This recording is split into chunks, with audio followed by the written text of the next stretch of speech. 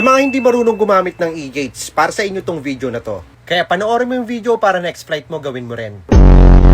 Good news at meron ng mga e-gates sa mga airport sa Pilipinas. Kaya mas mabilis na ang proseso. Hindi na ganun kahaba ang pila sa mga immigration officer. Pag nag-register ka sa e-travel, malalaman mo na agad kung allowed ka sa e-gates.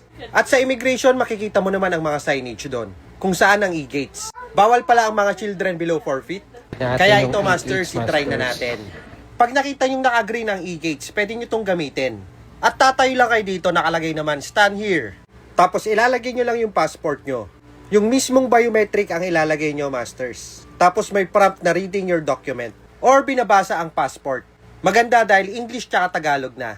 Tapos habang binabasa, dapat nakatingin kayo sa camera. Tapos kapag nag-match na, you're good to go.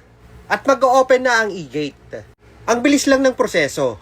Wala pang 1 minute, tapos na. Masters, ang ganda, ang bilis. Wala lang tanong-tanong.